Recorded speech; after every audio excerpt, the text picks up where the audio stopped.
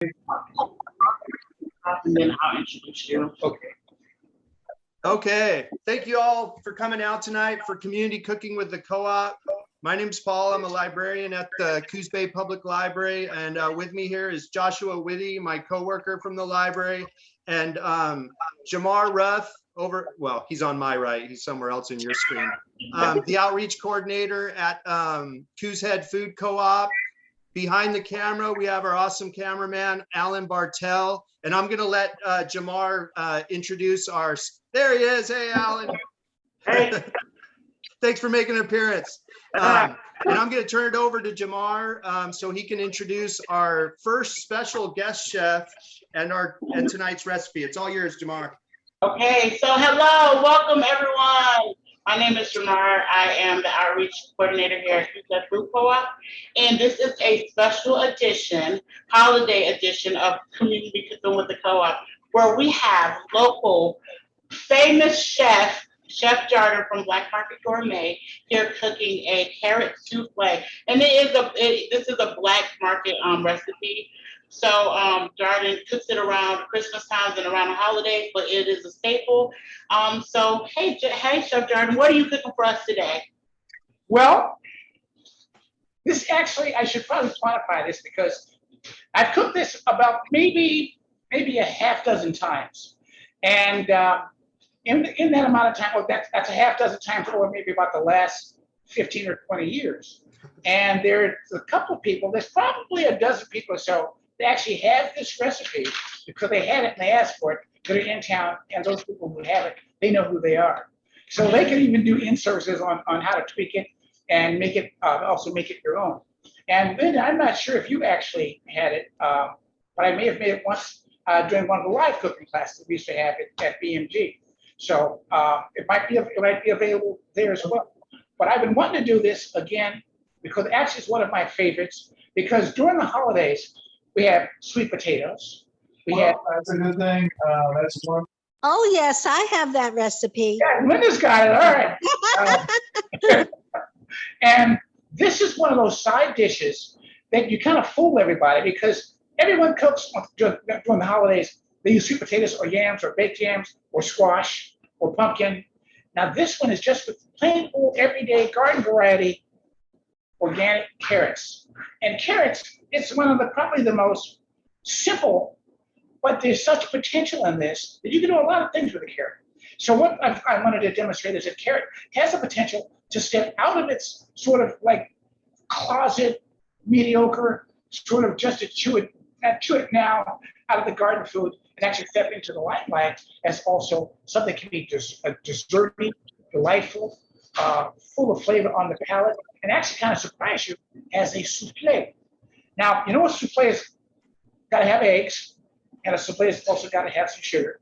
And so we've got to expounded on that, and we're going to stick with the tradition of what you would also put on your candied yams: cinnamon, sugar, vanilla, and what we're going to use is also going to use whole heavy cream.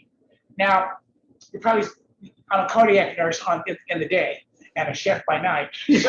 So in the daytime, you know, with my cardiac patients, they would probably be going, "Oh my God, you use heavy cream?" Yes. What's that girl name? Yes, Valerie. There is a Santa Claus.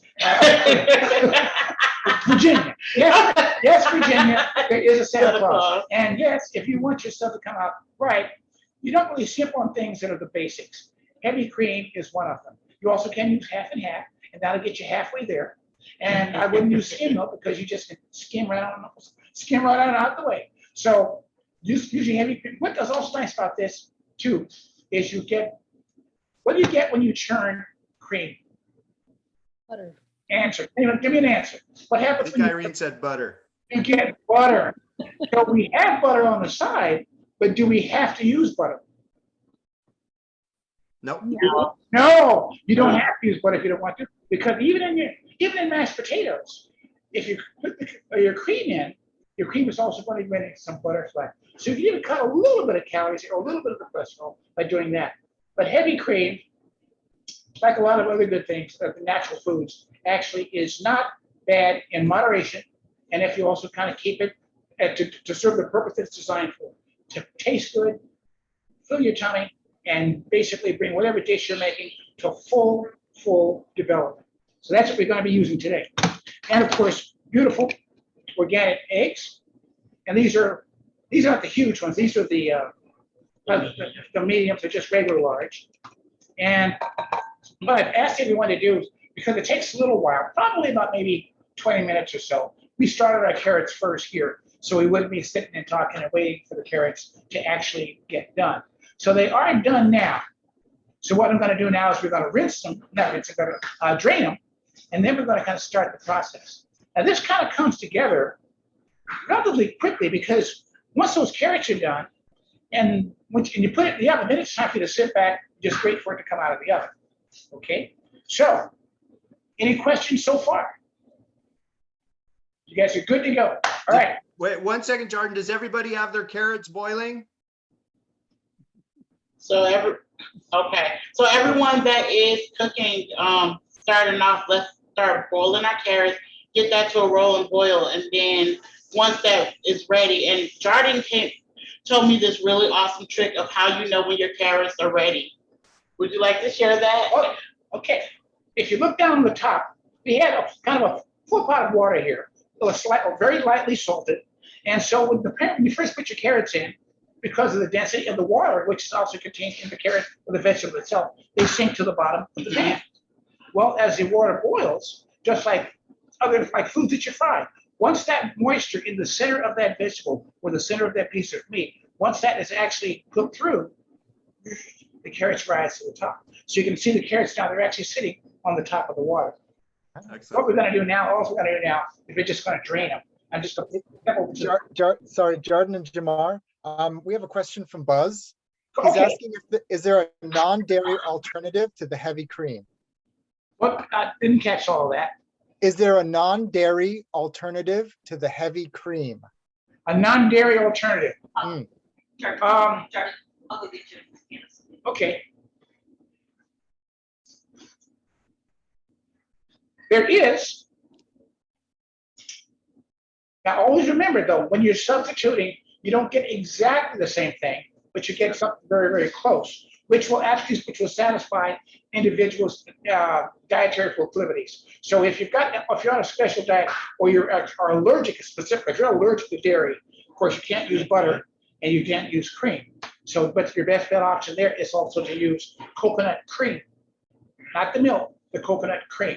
So it's a little thicker, and it looks just like a big bucket, actually, of just nice, rich, creamy coconut cream. And you've got your solids in there. And this is what the coconut cream looks like. Oh, wait. Oh, okay. Pull it back just a little bit. There we go. Thanks, Jamar. And you're I welcome. said thank you. Yeah. So that's one of them that'll get you very close. Like I said, it won't be exactly the same, but it will definitely get you close enough to where you'll be satisfied. I use this a lot in I do a lot of ethnic cooking, and curries, sambals, paneers, masalas, and even some Ethiopian foods as well. And where they don't actually call for a dairy product, so I will also use that as well too.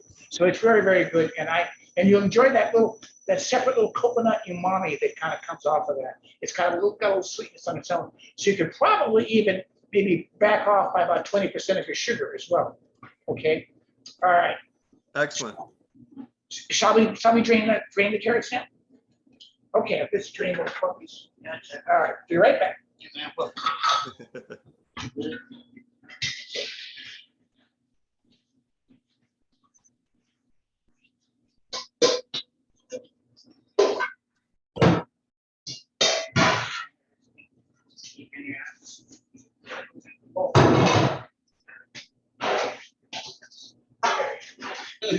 All right. So we've mission accomplished. We've drained our carrots. I'm going to show you. I'm going to pull this up a little bit closer. I don't know if you can see. I'm going to squeeze that with my fingers. Wait, pull back towards you a little, Jardin. About there. Now, see if I can squeeze that. How it just kind of breaks up. Oh yeah. Very little effort, and that can actually pressure my hand. And yes, it is hot. This is in real time. So yeah, they are hot. But you can see how you see this a little bit of skin just kind of pops off like that, and you can squeeze, Nice. crush them. So if you don't have a food processor or a blender, this will get you there. This will get you really, really close. So once I take these, then I'm going to kind of put them right in here.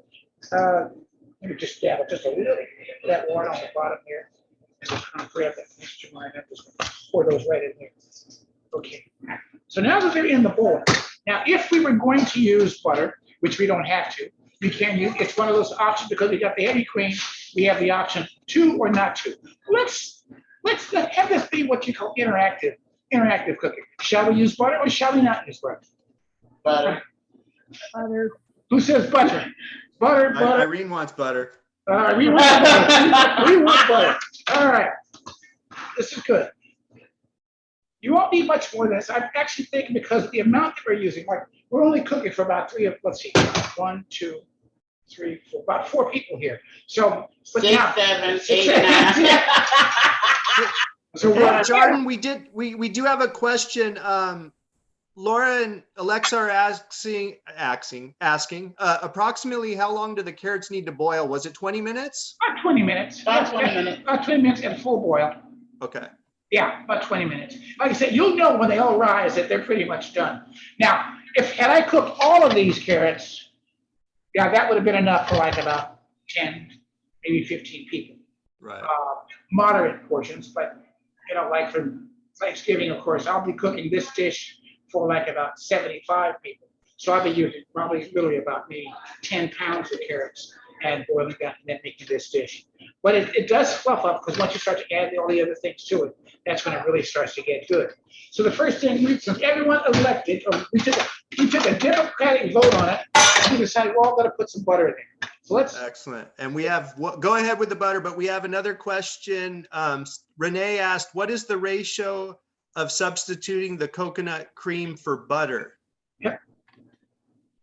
If you're not going to use any, or if you're not using the cream because you don't use dairy or can't use dairy, it's going to be basically just eliminate the butter altogether. Yeah, so I would assume that's the only reason why you'd be using the coconut cream because you don't use dairy, and butter is definitely dairy. Right. So they would just use the coconut cream and about 20% less sugar, no butter. Yeah, sugar a little bit, yeah. And probably what I just showed, that can, is just about the amount of cream that you'll use for this portion that we're making right Excellent. here. Okay. All right. How's everybody? Is the water boiling in everybody's kitchen? How's everyone doing? Your carrots almost there, Alexa and Laura? Yeah. So we got some butter in there, and I don't know if Linda's there. One of the things how we play around in class, we would ask people how much should we use, and so how much should we put more butter in? And people say, yeah, more butter. Should we put more hot sauce? Say, yeah, more hot sauce, or no more hot sauce. So we see quite a bit of fun actually in those live classes because it would be interactive and group cooking, and Right. but everyone A lot of fun. So this is how much butter we have in here right now. So we've got a half a stick, which I think is what, 2 ounces? So each one is like 4 ounces, right? Yeah, okay. Yeah, so it's not, for that amount, so you can see how much that is. Okay. So one of these is 4 ounces, and of course, if you have the whole bag, so that's 1 pound of butter right there. So we're only gonna use just that much, because we still got the butter. Now with our sugar, we're gonna add, this is where you can kind of be a little bit, you can design it to your own personal needs. Because if you're trying to cut back on the amount of sugar you need, you don't have to have it as sweet, you can put a little bit less in. Now, Lynn, do you remember when we were actually showing how much is in a cup? Yes, I do. And remember I showed you that a cup really is exactly a teacupful? Yeah. Yeah, I watched a lot of YouTube videos this year, and a lot of them are just saying a tea glass. Yeah, if you take a cup, or you take an 8-ounce cup of coffee, and just to like about a half inch below the lid or the top, that's actually a cup. Now this is a little bit more. This is about 8.5 ounces. So basically, so we won't use all of that. But we're going to look at this, see how it looks. So that's about 1 cup. That's really about a cup that we just put in there. I don't know if you can see it. So you want to do around a cup of sugar. Okay, And so so about a cup. does everyone remember how to tell when their carrots are ready? It'll be floating to the It'll top? float to the top. Okay. Good. And you don't have to, remember, you don't have to peel them. All you need to do is just like scrub them down with the green scrubby and then rinse them off. Okay, Nice. now we've got that in there. One thing you want to do while we got them got our carrots like that is you want to kind of swish them a little bit. I don't know if you, now this is because you don't have a food processor or a blender. So this is the primitive way, what we call the low-tech. Old school. Old school one. Primal. Using those cans. So you guys can use your blenders, those that have blenders, but if not, you can mash when your carrots are ready. And Jardin, the carrots are sweet in themselves. Yeah. So people who use less sugar won't be, at a loss for They the won't miss. taste. Yeah, they won't miss very much. Cause I like to let well, you know how I cook. I like to let my own taste buds do a little bit of the work. I don't like anything to be obvious. I don't want to be obviously sweet or blatantly salty. I like for my taste buds to actually kind of do a little bit of work. So they actually kind of come to the surface of my tongue and they look for that flavor, which is really there, which is going to be inherent actually in the fruit or vegetable or meat dish or whatever is actually in it. Let your tongue do a little bit of work. And you see, those are mashing up pretty good, just using this regular old potato masher. Excellent. So right now, after you take the carrots out of the pot, you're gonna put them in. You're gonna rinse them. Well, drain them first. You're gonna drain them, then put them in a bowl, adding 4 ounces of butter, 4 ounces of butter, and then with that, you're gonna add a cup of sugar, and then you're gonna start mashing. So how is everybody at with their carrots?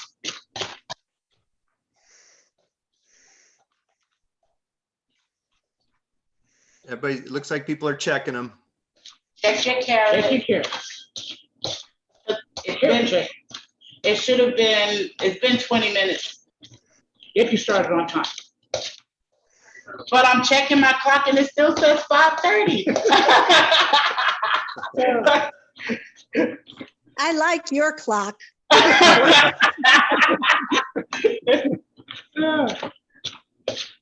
And don't worry if your carrots aren't done. Remember, no chef left behind here. Absolutely. And remember, we want this to actually be in a blender or food processor. It's going to be a lot smoother because it's just that motor is just going to. And I think one young lady asked me about the possibility of using an immersion blender. An immersion blender would work, but you want to be also an immersion blender works when you actually work in a sort of a deep well container. So you want to get that immersion blender down in there, but you don't want a wide bowl, like maybe a smaller or maybe a deeper bowl, but maybe a taller bowl, so you can get that blender down in there and just really, really work it and just kind of keep doing it. And it will still puree it really, really nicely. One of the other things we're going to use also, we're going to use this heavy wire whip, and that's going to give us a little bit more punch to get the bigger chunks out. So we got the big chunks now kind of down. And that's looking pretty good.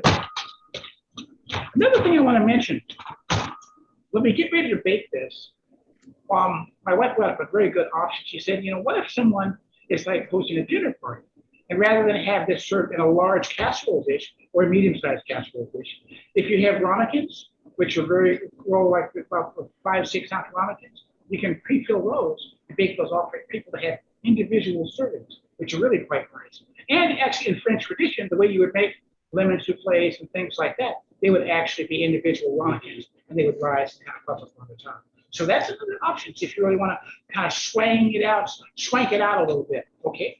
Nice. And Jardin, should people start preheating their ovens now? Yes.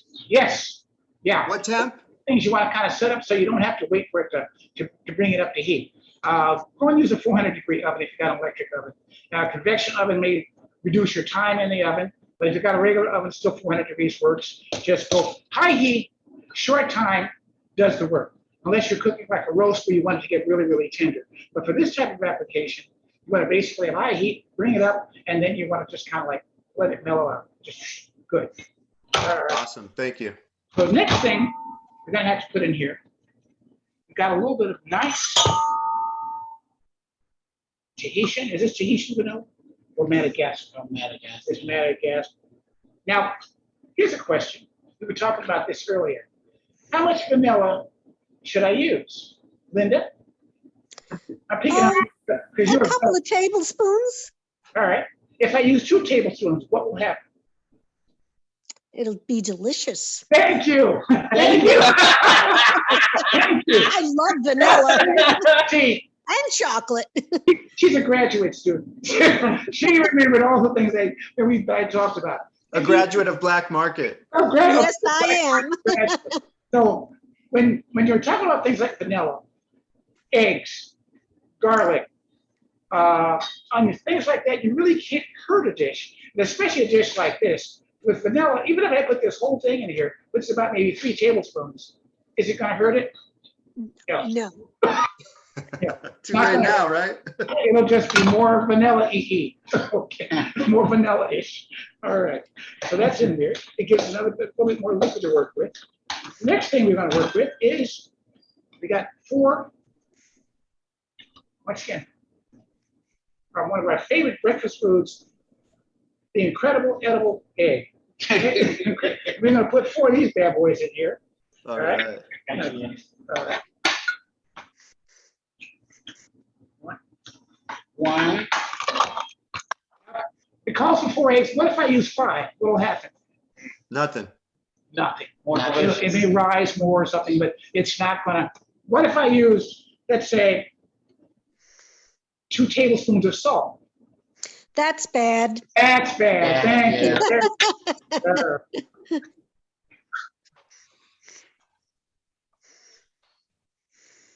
And the eggs are the cracked shells are going into the compost. Those are nice eggs. Aren't they? Yeah, those are nice eggs. Awesome. We got those, and I'm gonna take this out now because I'm about to switch to. I'm just about to switch to the that guy right there. See how simple? Oh, we've got our sugar in. We've got a little bit of salt in there, and salt that you can really mess it up with. And all I want to do is just enough salt to balance out the sugar, just like baking when you're baking a cake. We've got our salts. Heavy whipping cream. This is good cream. I put this in my coffee. Oh, this is good stuff here. And Jardin, would you say you used a couple pinches of salt? No, you can use, now cream, you don't want to put so much that it kind of dilutes, but you want to have enough in there that it flavors. So I'm just going to With the salt, so you only put a couple pinches. a pinch, a couple Of pinches. pinches, yeah. Couple pinches. Here's another pinch, just so you can see me do it. So how's everybody? Fugitive. Just a pinch. So how's everybody doing with their carrot? Are the carrots ready? So on that probably, it's roughly about. No, I don't think everybody's carrots are ready yet. Okay. So that was about a cupful of the, so we got eggs in there, everything is in there, the salt's in, the vanilla's in there, and the sugar. Now comes the work. So this way you gotta.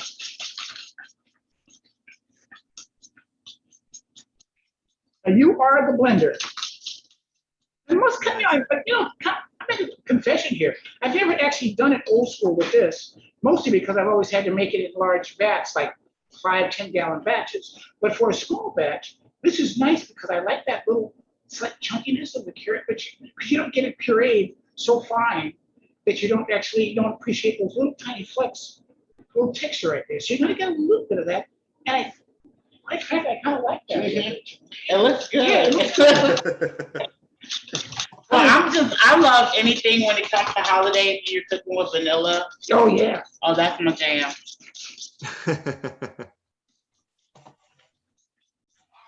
Whip that real good. So once everybody's ready to pull their carrots out, we'll walk back through the instructions as far as what goes in the bowl. How does that sound? Okay. Awesome. Okay. We like that. This is about as chunky as it's going to get, or as pureed as it's going to get. It's not going to get any less chunky, I don't believe. But the cream is in there. What else would you like for me to put in there? I have one other thing that goes in here. What else would you like to really bring out that flavor, to just kind of really just pimp it right out? What do you think about a little cinnamon. Ah, okay. Yeah. Then how much cinnamon should we use? However much you like.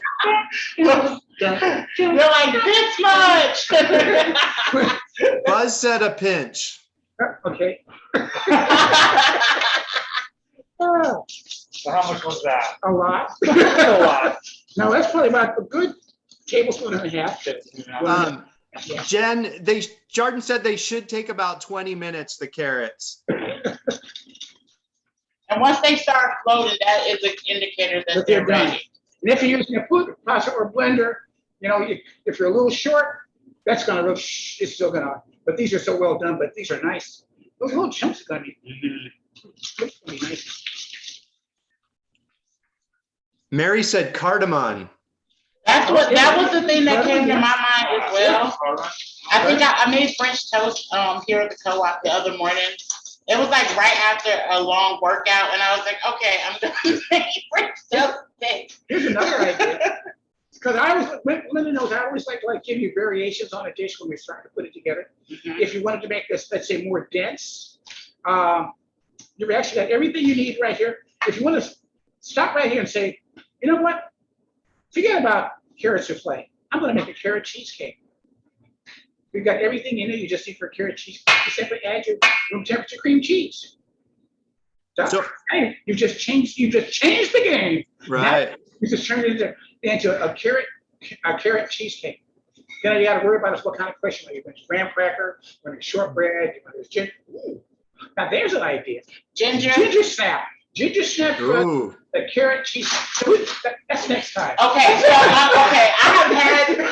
am a fan of ginger snaps as a crust. Well, I'm a fan of cheesecake, but you have to think outside of the box when it comes to also take ginger cookies make a really good crust as well. Oh. Don't Ooh, ask yeah. me how I know that, but I know that. Hey guys, a couple cooks have to leave early and want to know how long they're supposed to put the souffle in the oven. Oh, we're gonna try for like about 20 minutes at 400 degrees. If that doesn't work, like I said, everybody's oven is a little bit different, so you have to kind of play with that. You just watch it, and what you're looking for is we're using a nice shallow pan, so a wide pan. So when you put this in here with that volume, it's not going to be up to here. It's going to be right down in there somewhere, like maybe come up maybe a half an inch. So it'll cook to the center a lot. Show us again now that Okay. Alan has the camera there. Oh, okay. Show us again. So this is only going to come up to like about a hand's thickness from the top, in volume wise. Then when it cooks, it'll come up maybe to about there. Maybe Okay. another hand's thickness on top of that. Now it depends on the volume, like the volume that we have. And you'll see, why don't I do it? Because we can ready to decant this. Put that in there. Okay, thank you. Let's decant this. We'll see. It's exactly how much is going to be in there. Okay. Thank you. We're going to be fine. And I do want to share Irene's comment. She said, my daughter and I had our first taste of this with our Thanksgiving dinner last year from Black Market and were amazed at the delightful taste. At first, we thought they were the sweet potatoes because of the color, but knew the taste was entirely different, but delightful and so tasty. Better than the regular sweet, hold on, I gotta scroll. Better than the regular sweet potatoes. Awesome. Thanks, Irene. Oh, thank you, Irene. That was way more than what we thought it was gonna be. Yeah, I thought it was going to be a lot short, but so now we're going to see.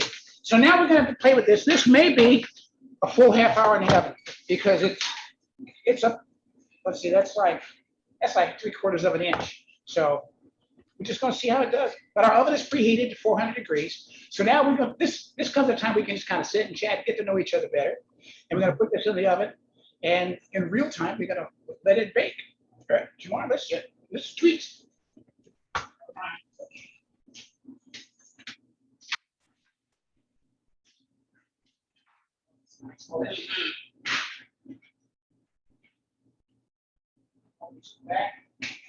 See you in a half hour. All right. Bye. Hasta luego. There he goes. As they say, once it's out of my hands. Once it's in the oven, it's out of my hands. Can't make it cook any faster than it's gonna cook.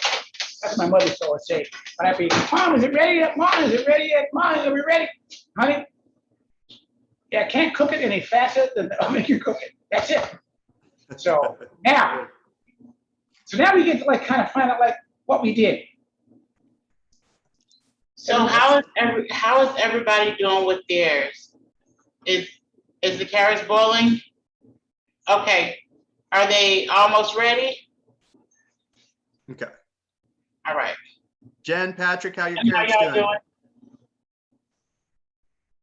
Say what now? They're busy out there. Yes. Yeah, we like that. How Busy y'all doing? cooking. Go ahead, Jen. You're muted. I think she looks like she's typing. Oh, No audio. Okay. oh, she said no audio. Okay. So your carrots should be almost close. Are the carrots done, Jen? You can just nod. Okay. Thanks. How many people actually are cooking it in real time right along with me?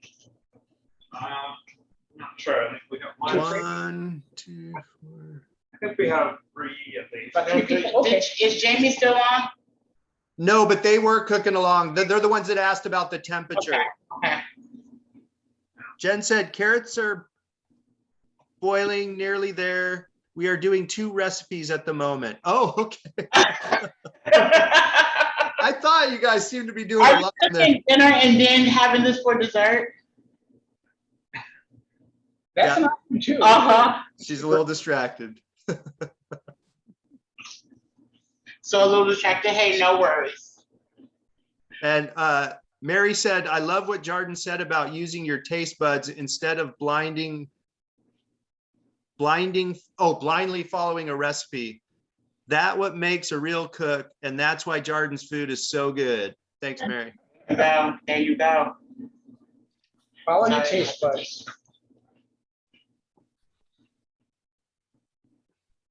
So while everybody is cooking, so Jardin, can we do a Q&A?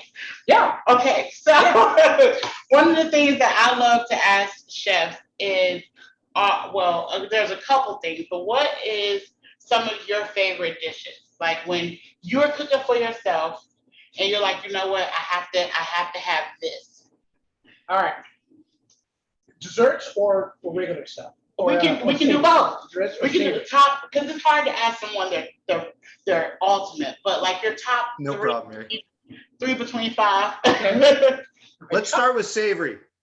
All right. Okay. All right, savory, as my wife will tell you, she knows I have a very deep affinity for Thai or Asian food. Oh, yeah. And I should probably prep this, like, while I was kind of coming up, while I was doing my cooking apprenticeship back in California, back in the late 80s, I got to work under a Chinese chef. And so, I don't know if you've ever like seen what goes on in an Asian kitchen, but there are like lots of little techniques that we don't really know as American chefs, like things like how to make a 3-inch shrimp look like it's 6 inches, things like that. Also spice that they use, Chinese 5-spice, allspice, ginger, things like that, which, let's see, peppercorns, black peppercorns, Asian Anise. peppercorns, anise, so you don't cook Anise. nothing outside of the box beside just basically salt, pepper, and sugar. Absolutely. And so I like Thai food because now you get a flavor profile that kind of wakes you up a little bit. So, hey, what was that? Mm-hmm. And so I don't know how many have ever worked with things like fennel. Fennel is one of those misunderstood vegetables. It's beautiful. I love the fronds and everything. But then what do you do with it? Answer. Just about anything you can do with an onion, you can do with a fennel bulb without the crying.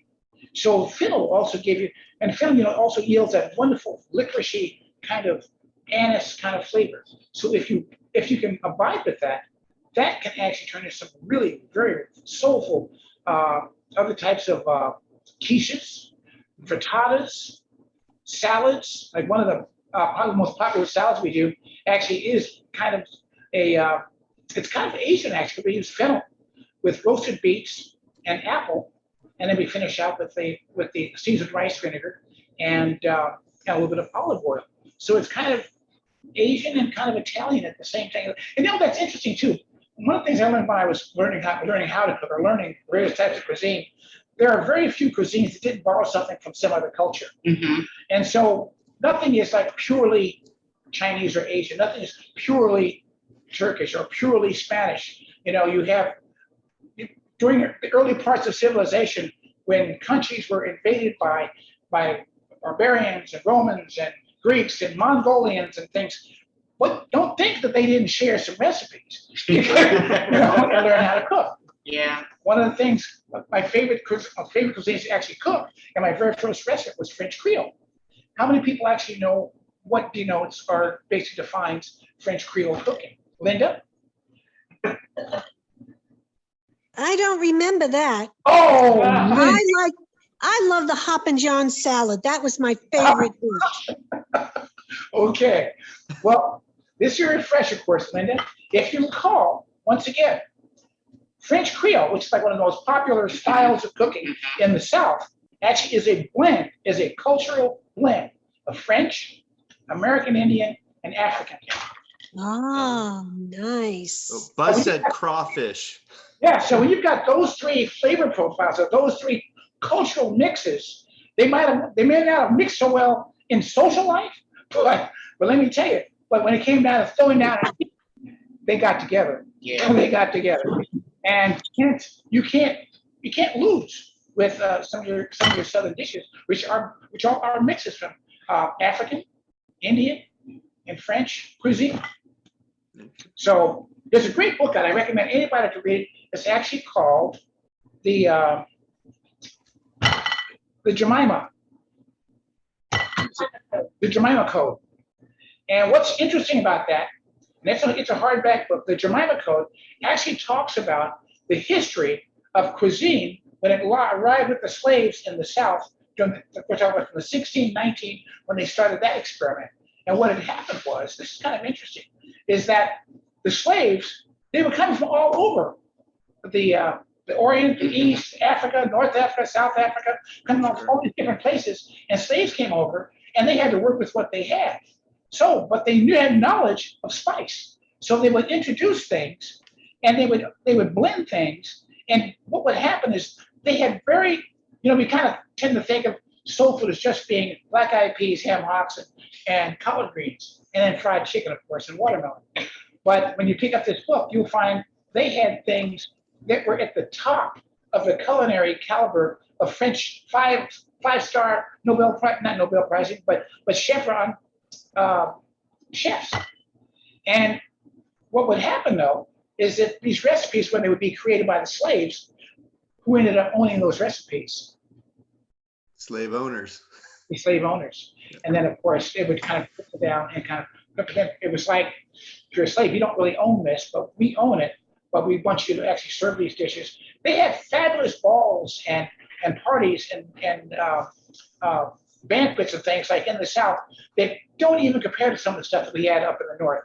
When they got together and they partied down there, those cotillion balls and those banquets, the food was so sophisticated. And guess who fixed it all? Slaves. Slaves who learned what they learned from Indians and the French here and what they brought with them. And that's what makes it so darn good. So yeah. Funny you mentioned that, because when you're talking about the early civilizations sharing recipes, I was thinking, or stealing them. Yeah. Because anybody, that's why kind of like today, you can't really copyright a recipe because all you have to do is change one thing and it's a different recipe. Yeah. Right. So what you want to do is that's why what you want to learn, like I was compelled to do, was just to learn the concept, the basic concept, and then you can step out of the circle as many times as you want, and it's an altogether different dish.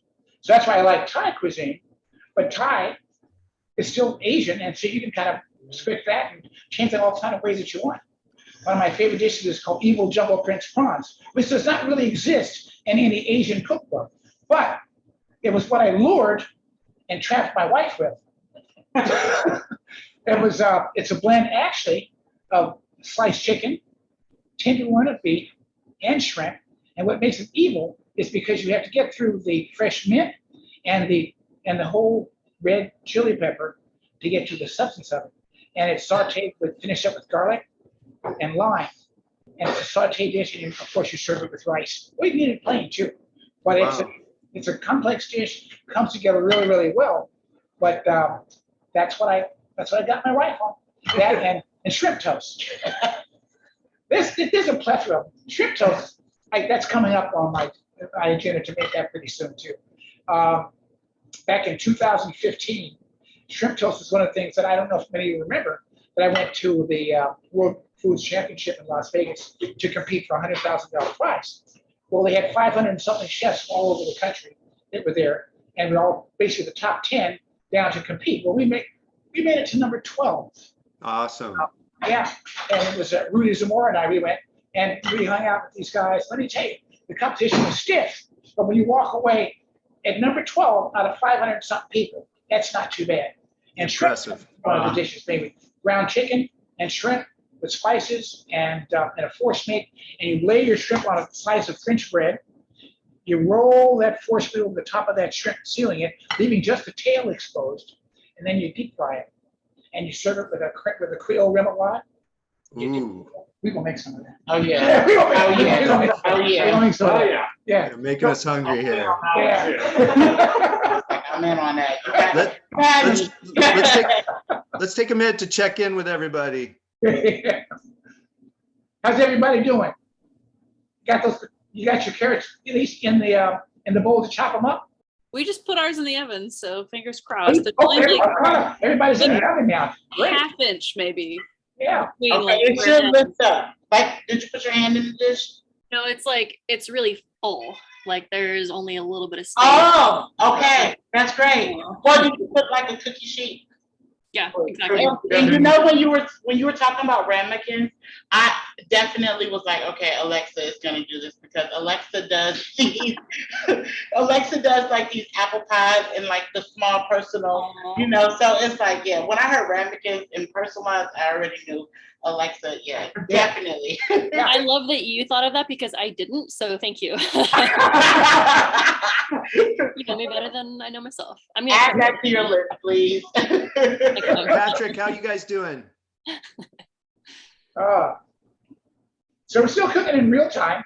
Yeah. Let's see, how long we've been, about 15 minutes in the oven so far? Yeah, not yet. Did someone set a timer? No. Well, see, that's another thing. How many people rely on timers when they're cooking? I do. If you cook enough, you kind of don't really, I've learned kind of not to rely on a timer, because what happens if you leave the room and it goes off and you forgot that you were cooking something, then you come back a half hour later and go, man. So I try not to rely on the timer. I kind of have this sort of like internal pilot light. If once something goes in the oven, I kind of have a benchmark of like how long it should be in there. So I'll tell you a funny story. Okay, where that comes from. When I was doing my apprenticeship, I was actually working under a French chef who was a Michelin chef that made sure that everybody that worked in his kitchen knew that at one time he cooked for the Queen of England. So let me tell you the pressure I was under. So one day, it was my job to actually roast the duck. I got the duck in the oven. I had the duck all stuffed. It was beautiful. And I didn't put a timer on, but I forgot. I forgot. So anyway, when it came time to go and pull the duck, now it wasn't burnt to a crisp, but it was more done than he wanted. So I pulled this duck out. I had this fearful look on my face. And I'm looking at Angela, his name's Angela Monica, and he looks at me and he started to cuss. He said, darn it, Jardin, I think you messed up the duck and we got a party tonight. And he's got this butcher knife in his hand. And he's talking and talking. I was across the room. And just as he's talking and waving this knife, it slipped out of his hand and something said, really duck this time. And the knife flew over my head. I never burnt anything after that. Yeah. So you learn cruel lessons, Yes. from cruel repercussions, and you learn to kind of counteract. That doesn't happen again. So what was And that's when the internal clock was born. there you go. And I think it's still 5:30. I like that. So okay, so we got savory. What about Oh, dessert? dessert? Gotta talk about dessert. Okay, there's a couple of dessert. I like simple. And then every now and then I want to do something that just basically is like over the top. But I don't really want it to make it necessarily to eat myself. I just want to prove that it can be done. So I don't know if you remember, Linda, one time I made the caramelized bread pudding cheesecake. Oh, You remember that? I remember that. Oh, that was evil. Yeah, that's one of those where basically I want to just basically just kind of come out of the box and just do You, something because it didn't exist before then. I had checked, I looked for bread pudding. Everybody makes bread pudding, everybody makes cheesecake. But if you can actually think of a caramelized, so the crust on the bottom is fully caramelized in this bread pudding. And then the next layer up from that actually is savory cheesecake, and then you finish that off. And so it's almost like an upside down, like a pineapple upside down cake, because on the bottom of this thing, you got this wonderful caramely, gooey mass of French bread. And then above that, you've got the cheesecake. Can you feel me? I can feel it. Can you feel me? We feel it. Because that's one of the things that is like you have to like take your time. Yeah. You know? You eat it in layers. So you start Mhm. from the top and work down. It was about that thick when I got done. So it was like about 4 inches high in a spring pan. So it was, so you start with that, get to the cheesecake. Then after you come with the cheesecake, now you're into that caramely rich bread pudding. How many people Wow. like bread pudding? How many people don't like oh, bread pudding? love it. Yeah. I was brought up on bread pudding. Bread pudding. Oh yeah. And this is good French bread. So you take that good French bread, so it's got that nice texture and that crust on it. That it takes it to a whole nother level. I had an aunt who would like, she would make biscuits. She made come close to my grandmother with the best biscuits in town. But she would like make the biscuits, and once I moved to Atlanta from South Georgia, I would come back and she would know I would be coming, and she would already have me a biscuit pudding. Well, they say instead of a biscuit pudding, right? Oh, when I tell you it was so good. Grandma's biscuits and not just, yeah. Them old ladies know how to bake. Right. Oh, This and is the other true. very big shift. Now this is nostalgia. You might even know about these coming from Atlanta. How many people out there have ever had bean pie? I've never had it. Linda's had it. I Have you might have. In one of your classes, I believe you did that. This basic is a dessert pie made from the small white navy bean. Mm. And I've made it here like maybe less than half a dozen times. Hopefully, we may even have that actually on the dessert menu for Thanksgiving at our place. But actually, it's a West African style dessert. But you actually kind of like with the carrots, you take the small white navy bean because they actually are an assemblative bean. But when you assemble it, they take on the flavor of what else you add to it. So by themselves, they're not very flavorful. They're very, very mild. Mm-hmm. So you cook the beans until they're like very, very, very tender. Butter, cream, a little bit of salt, cinnamon and vanilla, and then of course the eggs. You pour the eggs and you make your pie crust. You pour it into your pie crust shell, and you bake those for about 45 minutes till the heat comes to the center. I've served that to people, and they swore that it was pumpkin pie, but it tasted different. It's like different tasting pumpkin pie. Wow. You had one time, didn't you? Did it make one out of these? Taste it and you tell me what it is. No, but every time I do stop over to Black Market, you're cooking, and you always come out with something that you've created. Say, here, taste it. And he's like, "Here you go," and I'm like, "Okay, I don't even need to have lunch. I'm having lunch right now. Thank you." I'm just having lunch by taste. But yeah, the bean pie is it's very simple, but it's oh so. And don't talk about a scoop of vanilla. Now, Yeah.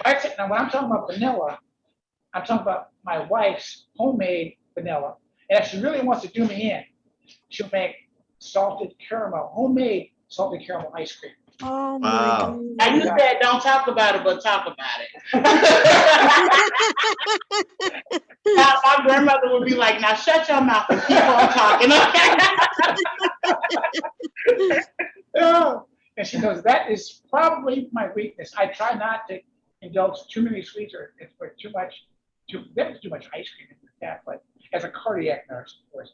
But she Sure. made salted caramel, from scratch. She actually caramelizes the sugar, works in the eggs, puts it in the White Mountain ice cream maker, and this thing starts to churn. And when it's done, I'm licking that paddle. And I have and you almost can't stop eating it. It's just that good. Oh, that sounds I'll take some in a wonderful. bite. That's it. Yeah. So thank you We for might that. pick up a pint of that later. Oh, We've just created a whole new avenue for Christmas. A whole meal. ice cream. Jen, how you guys doing? Huh? It's checking in with some of the cooks. It's not too Is bad. it in the oven? Jen, is it in the oven? Yeah. How long have we been in the oven? Yeah. No? Okay. I don't think they got an oven yet. I'm gonna timer for 20 minutes. So close, she said. Start the bubble. Is that the ball? Cool. She's getting ready, I think, to put it in the oven. Oh, see, it's not enough. Another 10 more minutes, okay? Oh.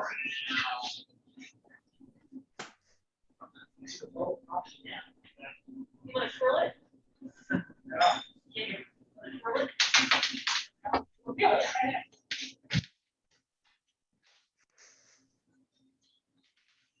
Oh, yes. Yes, she did. Oh, yes. It's set up. Yeah, it's set up good. Thanks, Jen. Did the timer go off?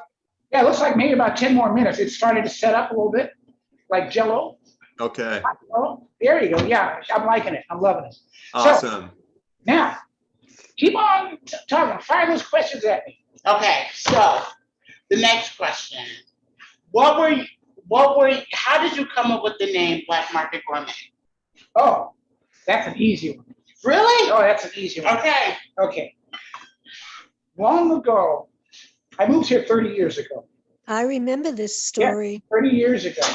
And at the very first restaurant, which was actually called Headhunter's Grill, we used to sell, we had cranberry barbecue sauce.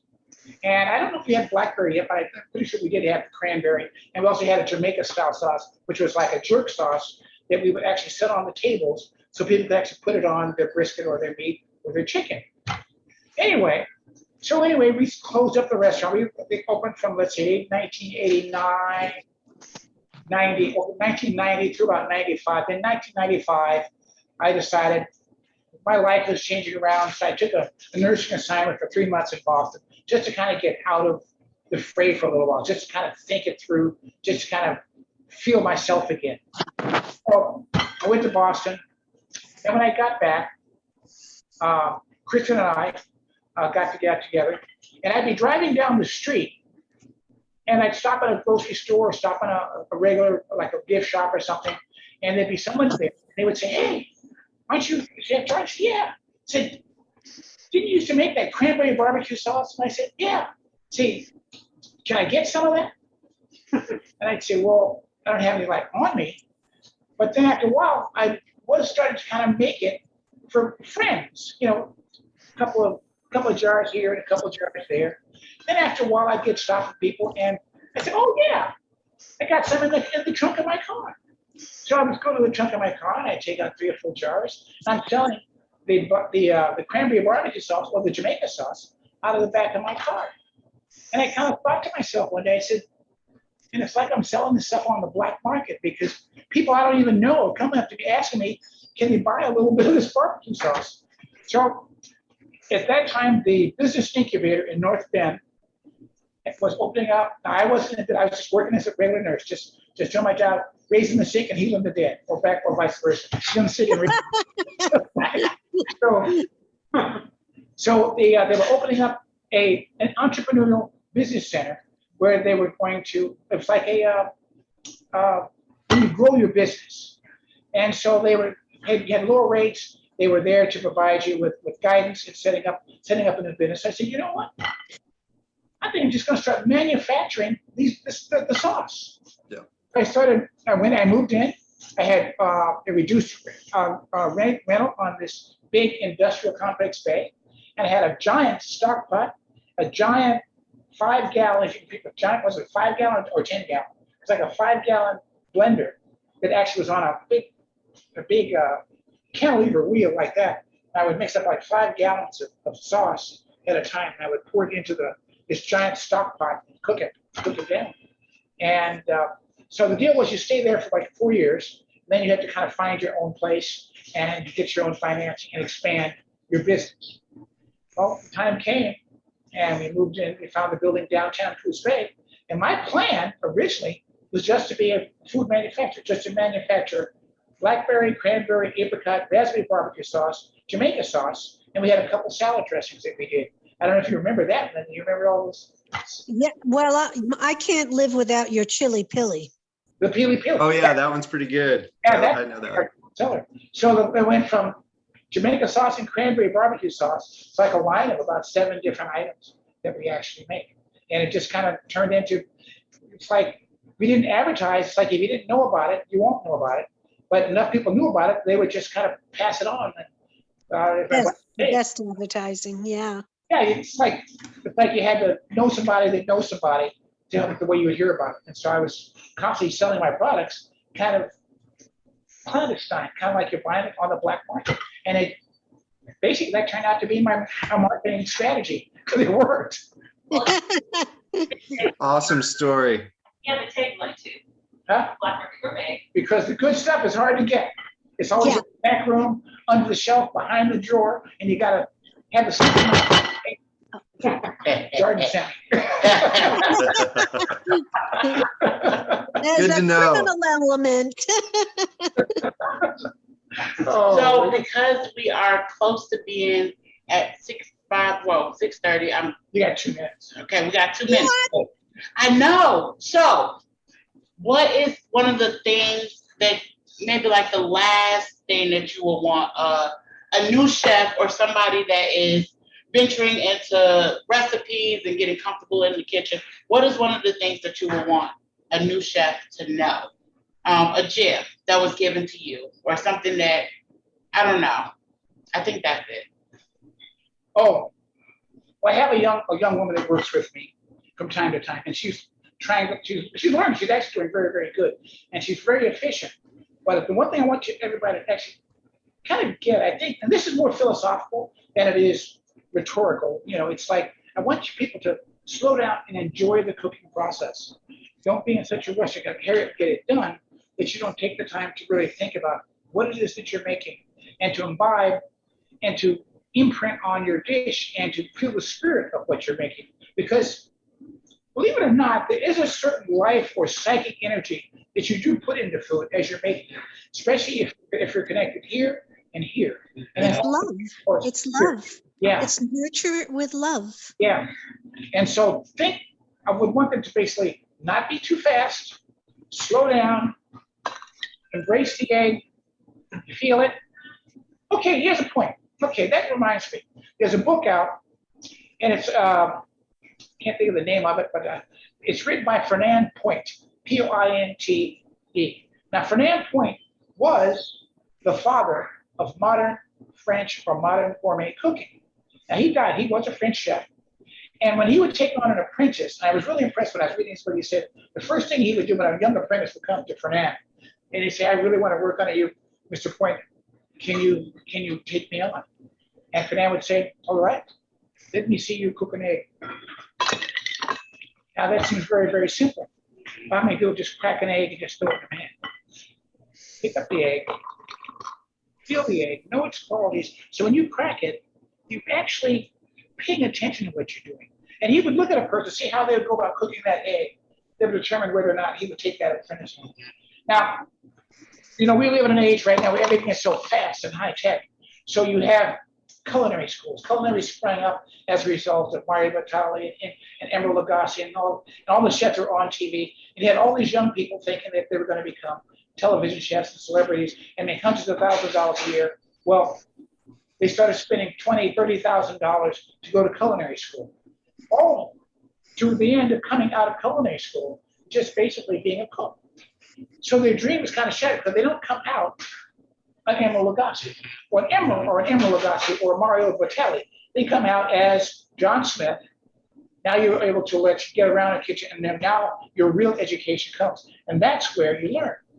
However, when cooking, before it became into a fad and became as a buzzword, it was actually you had to sign on for an apprenticeship, and apprenticeships back in the day weren't easy to get. You had to know a chef, respect the chef, know who that chef was and what he was capable of doing, and what kind of reputation he had. Then you begged to go and work for them, and hopefully you learned something, and then you came out at the end of that tunnel a real chef, because now you've actually, and you'll spend sometimes 2, maybe 3 years sometimes under a chef, like I did. I spent mine under 2 chefs, one of which actually was Jin Chang, but the woman I learned actually was Gabrielle Lepant, who was a French chef, who was actually a member of the French Foreign Legion, and she was also a magician. And Yep. Yes. Cooking is magic. It is. It's magic. And And you are the magician. Oh, she was a magician, but she says, Jardin, if you are serious, I will send you. I want you to learn from the best. So 2 summers, I went to Europe. So I traveled to 17 different cities, 17 countries, and 37 different cities, learning cuisine and all the way from Istanbul all the way down into North Africa. Nice. So you take on the flavors what you're cooking. So it was called a Continental cooking tour, and it was Australians and New Zealanders, and I was like one of maybe 3 Yanks was in this group, and they would take us in these back alleys and bars and Greece and place. They would actually go into the kitchens, and you would learn from basically the people that were actually in the country, learning the old school way that they learned to do things. It's kind of like Julia Childs when she went to Europe for the first time. When Julia, she wrote a book called My Life or My Time in Paris. And there is a whole philosophy about Europe, the approach to European cooking versus the American style of cooking. And Julia Childs talks about it. And now there is a reverence for the ingredients that you're using. There is symbolism, and there are metaphors of how it relates to just life in general. And if you can kind of get beyond yourself and actually put yourself in that frame of mind, where this actually, that's a living thing. This actually it has a life. If it was a fertilized egg, there would be a chicken in here. And so you learn to appreciate that, because that's something is a living thing which has given it and sacrificed its life to nourish your body. Respect it. That's along with something as humble as this carrot. So when you're cooking it, you're going to cook this so that you can present this in the most positive and most precious way that it can be presented. And that's the philosophy. A potato. A cow and his butter from his udder. That was a butter. I thought that. So His butter from the udder. We're going to check on our souffle again. Awesome. it smelled, I know, I need to like pat and smell of this right now. Do you smell it? Oh, absolutely.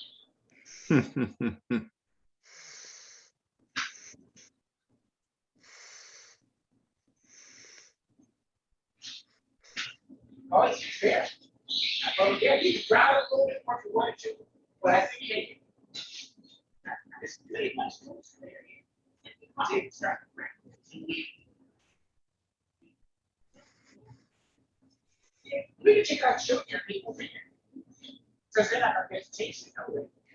But we can cheese them good. And we can put it back in 10, 15 more minutes until.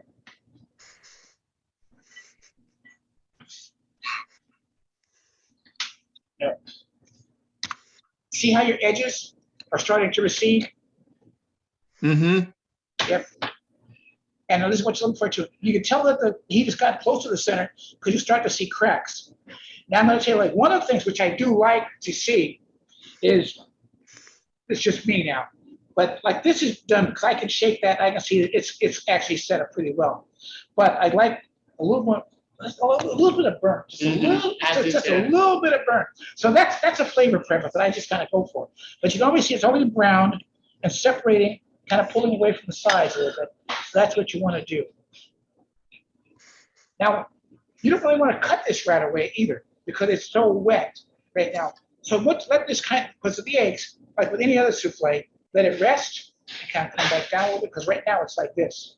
You just let it kind of relax and come down. So we'll give that 5 minutes to come down. Then we'll take a scoop and then we'll have Alan or Jamar or Chris come in and have a little play there. Absolutely. All right.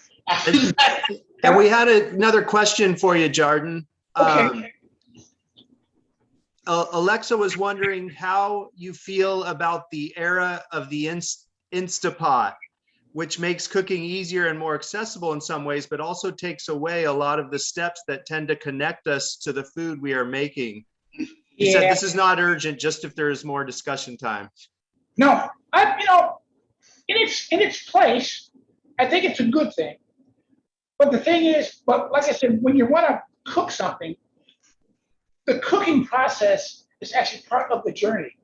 You know what I mean? So getting your hands on it, touching, washing your hands, starting over, chopping the garlic. You want to have all of those activities as part of your finished dish. So if you even just like with this dish, there's probably with the food processor or like with a blender, you just basically put everything on all at one time. And this could have been done after the carrots were tender. This could have been all done in the oven inside of like 15 minutes. It would not have taken this long. But we're enjoying it. We're cooking this.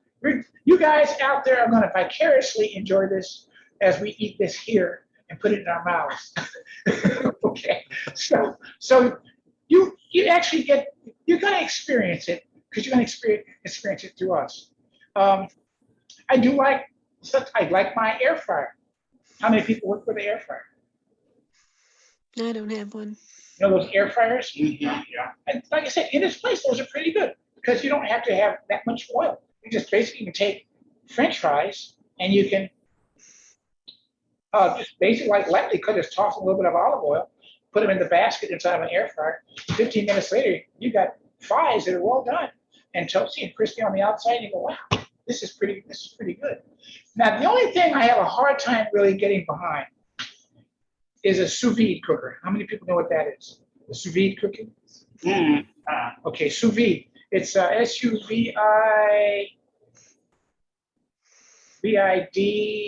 sous vide. And basically, it started off in the realm of what they call molecular gastronomy. And molecular gastronomy, now you're taking cooking to the atomic level or to the nuclear level. So molecular, you're basically cooking with molecules and radium and all sorts of other mediums to achieve a similar goal. But now the sous vide cooking has kind of become all hoity-toity. And what it is, it's digitally controlled temperature, like a water bath, where you can take a steak and you seal it in this bag. And you put it in this controlled water. It makes it exactly maybe 310 degrees or 312 degrees Fahrenheit. And you leave it in there for like 4 hours. And then you take it out. And then you still have to put it on the grill. But it's cooked perfectly at this controlled temperature, which is almost like controlled decomposition in a way when you start to think about it. I saw a guy actually cooking French fries. And I thought he took these fries, and after he cut them up, he put them in this sous vide cooker, and it's like 212 degrees, not quite or 210 degrees, not quite boiling. And then for an hour, French fries for an hour, and thought like, well, and then he still had to fry them in a deep fryer. Why? But they were essentially theoretically perfectly crisp on the outside, tender on the inside. And I thought, well, I don't want a French fry. I don't want to have to take an hour to get a good French fry. There's got to be other ways. But that's sous vide cooking, what it is. Basically, you cook low controlled temperatures to like roasts and steaks, chops, even eggs, but I don't want to spend that long. I want to eat now. Right. Yeah. So I'm going to jump in really quick because Alexa and Jardin encouraged me to make a shameless plug for the library. If you guys are interested in trying things like Instapots, air fryers, spiralizers, and a few other things I can't think of, we have these items for checkout at the Coos Bay Library. Oh, sweet. Oh, that's very cool. Nice. You can try them before you buy them. A lot of people have. Love that. Yeah. Yeah. I've tried the air fryer. I like it. Yeah, the air fryers, I think, they're a good thing because you can cook in it. You don't have to fry in it, but you can just cook straight away. You can put a steak or a boiled egg in there. It just with a little bit of water, and it bakes. It cooks quite well. I like my air fryer because I'm not always cooking for like a horde of people. Sometimes when I just want something right now, I can take a potato, cut it up into French fry slices, toss some a little olive oil, salt, like that, throw it in the air fryer, and 15 minutes later, I've got good French fries. Nice. Yeah, I like it. All right, let's check in with our chefs at home here. How's Yeah. everybody doing? Yeah. Check in. Let's see how you guys are doing. Alexa, how you doing? I saw thumbs up from Jen. I think we just have a couple minutes left. I pulled it out and it was still a little soft in the middle. Mm-hmm. Well, it was pretty jiggly, so I think we're very close. Awesome. Right. See how it just has calmed down. See how it's calmed down. You can see it's rest. Feel that. It's at the top. Oh yeah. Yeah. All right. Here's what we're gonna do. All right. Let's get it. Let's try. Yeah. What do we got to do? We're gonna take probably a knife and a metal spatula and see if we can cut out a wedge of this. Now it's holiday time. You can even, some people take a spoonful of it. You can just show how it comes out on. Yeah, or an ice cream scoop. Or you can use an ice cream scoop too. Oh And yeah. let's see what kind of little dish we have. We can serve it. Huh? Jamar's getting it. Okay. We have a cute little serving dish.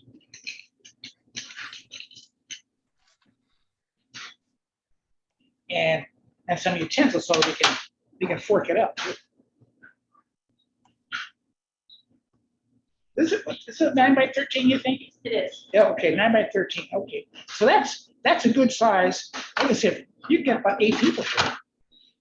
All right. Thanks, Joshua. I'll see you tomorrow. All right. Jen said they're about 10, 15 minutes out for this amazing souffle, but dishes are done and leek chanterelle tart is in the works. What? All right.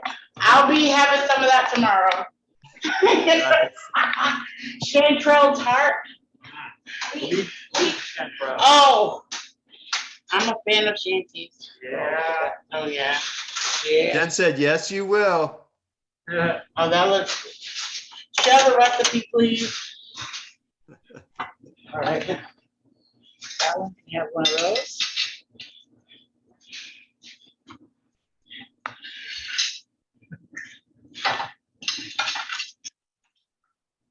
And thank you for feeding our cameraman. Oh, yeah. Now, picture on Thanksgiving, you're gonna have your wild rice stuffing over here. You're gonna have some turkey and some cranberry sauce over there. You maybe have some mustard greens right here. Mhm. Ooh, yeah. Maybe have a nice piece of prime rib or roast beef over there. Mhm. Yeah. And then you go back for your salads. And so you haven't even got the mac and cheese or mashed potatoes in there yet. All right. What? Wanna try? Yeah. Yeah. Oh, gosh. Thank you. Actually, Josh is walking over here to the library.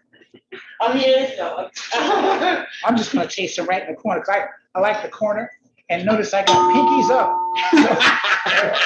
You want the crunchy part.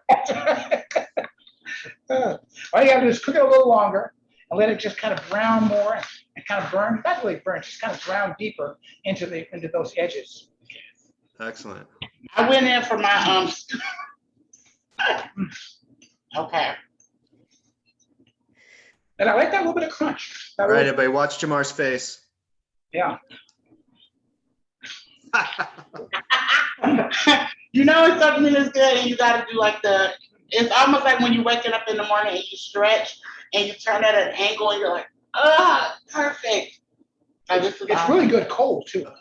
Yeah, like sweet potato pie. just let it get cold, and then just have it cold, just kind of. Oh, wow. Yeah. I like cold. I am a fan of cold pie and cold soufflés. There you go. I like the ramekins because they're so elegant to serve. Mm-hmm. So that's nice. And that's the first time I've made it without using a food processor, or like without using a blender. Now with the blender, of course, it'll be much finer. It'll be really, but the chunks are nice. I like those chunks in there, yeah. Gives you something to chew on. Well, you really think you're eating vegetables now. You're eating. Well, and you don't get the carrot taste. No. And that tastes like You trick people. Yeah. Oh. Get little kids eat it. Yeah. Yeah. And they think, oh, this is good, whatever this is. Mm-hmm. That was just the right amount of cinnamon. Oh, yeah. Alexa tried to get Jen to be our next guest chef with her recipe, but she just wants to use all her backyard chanterelles. Oh, my God.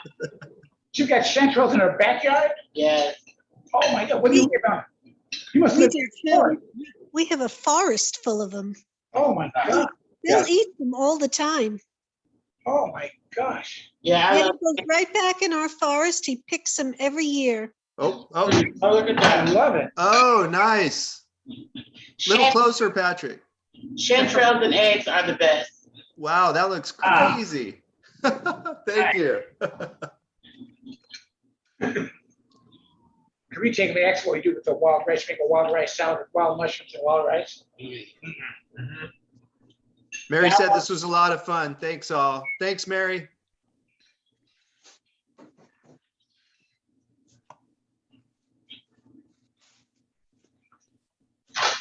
Oh, Alexa, did you pull it out yet, or is it still going? It's delicious. All right.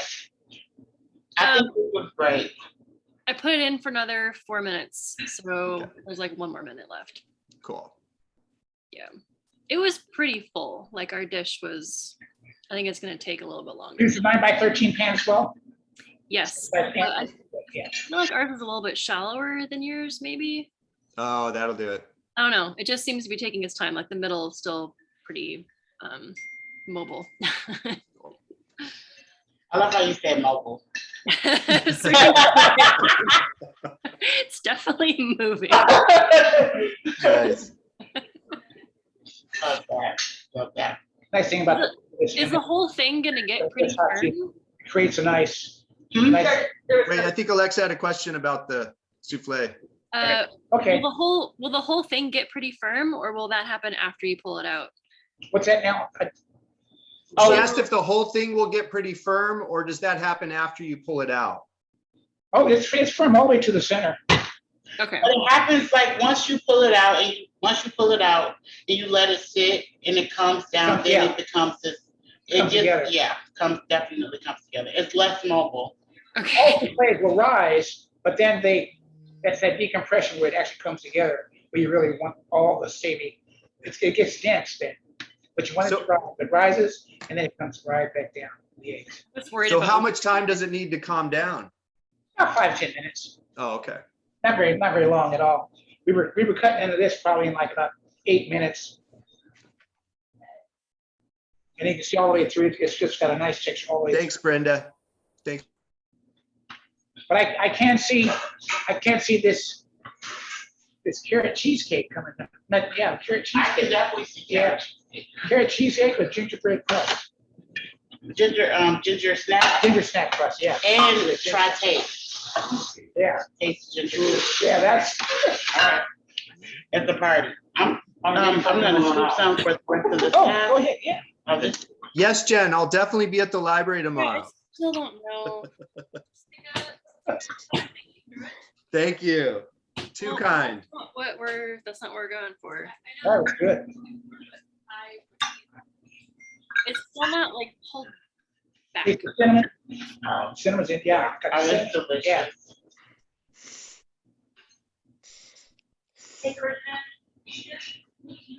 So how's everybody doing? Renee, were you cooking along? Oh, there she goes. She said, what fun. Can't wait till I try this recipe. Happy evening, everyone. Love this. Thanks, Renee. And like I said, it'll be on the library's YouTube channel by either tomorrow or Saturday at the latest. I should have it up there.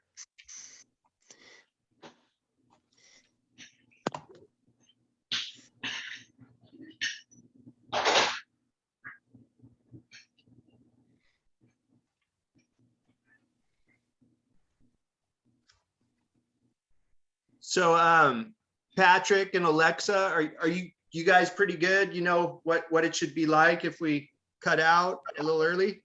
I think so. We'll be fine. Yeah. Cool. Mary, were you gonna say something? Oh, I was just going to say thank you. This is just wonderful. It's great to see everybody. Yeah. And wonderful recipe. Great to see you too, Mary. Thanks for coming. Thank you. Isn't that a Buzz treat? said thanks. He's gonna try it next week. Awesome. Thanks, Buzz. You guys are swell. And hopefully we'll be able to actually start doing some more live classes once, I mean, in person, like Linda is. Yay! Yeah. Yay, I missed that. As long as we can get COVID under control, we can start to have people in the building. We're gonna start doing it again. Cool. Yes. Oh, I'm so happy. Yeah. And Linda said, so good to see our fave chefs together. Happy Thanksgiving with Thanks hearts so and much. flowers, I think. And forks and other utensils. Hey, we love emojis. Jen said, thank you, Jardin, Jamar, Paul, and Alan. Such a great evening. Thanks, Jen. Appreciate you guys all coming. And, like Jardin was saying about it's all in the process. I think part of this process is just us all coming together and engaging. And so thank you all for coming and engaging with us tonight. Thank you for doing this. This is excellent. Thank you, Linda. Our pleasure, Linda. Thank you, Jardin, for being our guest chef too. Oh, Absolutely. it's my And Kristen, I know she's in the My wings there and probably helped a lot. Yeah. Yeah. Yeah, she's the boss. Yeah. She's I think you might be right, Linda. that was my producer. Oh, I thought you were talking about Linda earlier.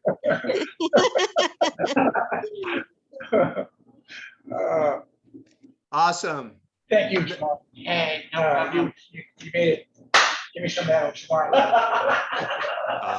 Hey.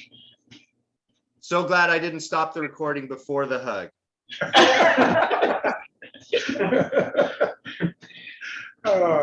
Thanks so much, guys. It's been awesome. Thank you. All right. Everyone have a great night. Yeah. Thank Happy you. holidays, everybody. And Hopefully we'll see you guys next month. And if you want to volunteer tomorrow, it is Turkey Day at the co-op. I will be waiting. Oh yeah, Patrick's raising the roof back there. I got you. I've been plugging that all night long. Patrick and Jamar will be waiting for you at what, 8 a.m.? 8 a.m. Yeah. Thanks, y'all. Okay, alrighty. Bye. Bye, guys. Bye. Bye. Everybody have a good one. Alrighty. Thanks, Paul. Yes, no problem. My pleasure. Thanks, Alan. Thanks, Alan. All right, signing out.